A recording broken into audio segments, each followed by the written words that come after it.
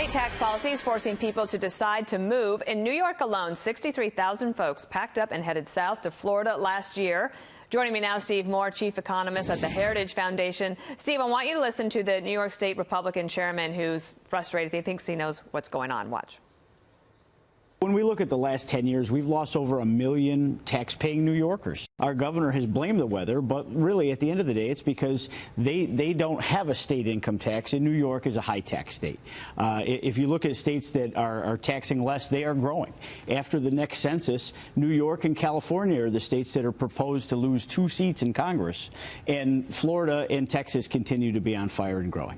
Okay, Steve, people will vote with their pocketbook, and even if you don't want to leave where you live, you might love living in New York, but you finally have to make a financial decision to get out. Yeah, it's happening a lot. This is the big demographic story of our country. That it may be the biggest political economic story that's happening in America, the transformation where people are moving out of the high tax states at a rate of about 1,000 people every day on that to low tax states. And, you know, we just did an analysis at ALEC, I'm on the board there, of 4 states that I call the 4 states of the apocalypse. You know what they are?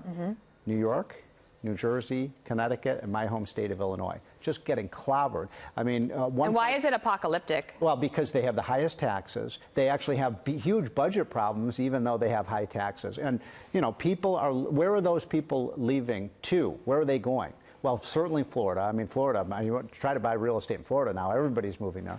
And then Tennessee, Texas, Utah, North Carolina is a big state of attraction. And by the way, there's something similar about Texas, Tennessee, and Florida. You know what that is? No income tax. No income tax. State income and boy, tax. does that make a big difference. If you're, let's say you're a millionaire and you move out of New York, you go to Florida or Texas, you can practically buy a house with just the money you save on your income taxes. Wow.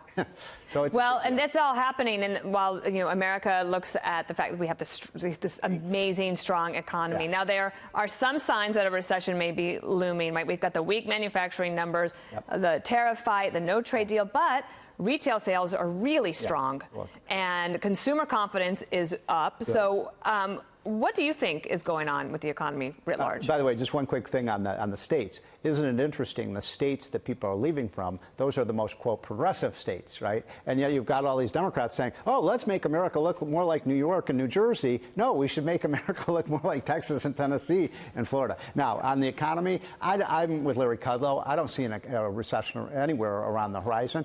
Growth has slowed, Dana. We were growing at 3% last year. We're down to about 2% this year. That's clearly the trade war with China, which is still ongoing. I happen to think Trump is fighting the good fight there, and I think I think a lot of people agree. In fact, a lot of Democrats agree. But it has, you know, it's causing some economic pain, no question. Well, the White House is apparently just, they're spitballing possible ideas in case they are going to have any tools at their disposal. And the Deputy Press Secretary Hogan Gidley spoke to Fox News earlier. Let's listen to him. He's looking at tax cuts again. We think that spurs on this economic expansion. Considered? It's not being considered at this time, but he's looking at all options out there to try and give people back so much of the hard-earned money they've made. Back in October, right before the election in 2018, President Trump at a rally said that they were working on a big middle-class tax cut.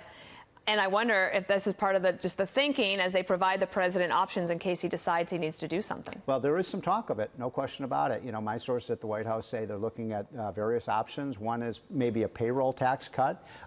Dana, about almost 2/3 of Americans today pay more payroll taxes than they pay income taxes. So that's the tax. And which is interesting because you would think that maybe not in an election year, but Democrats could maybe actually be for that. Well, we'll see. They haven't been too cooperative on anything. But, it is interesting, though. You look at the states that are performing, and they are the states, the low taxes, less regulation, the kind of things Trump is doing. We are not facing recession. We have the lowest unemployment rate, lowest inflation rate, lowest interest rates in 50 years. Wages are rising. Consumers are strong. I'm not buying it for 1 minute. Consumers definitely strong. That sentiment is high. And why? Because they have more money in their pocket. Exactly. They're earning more. Yeah, and now it's back to school. Time to go shopping. All right, Steve Moore, thank you so much. Thank you, Dana.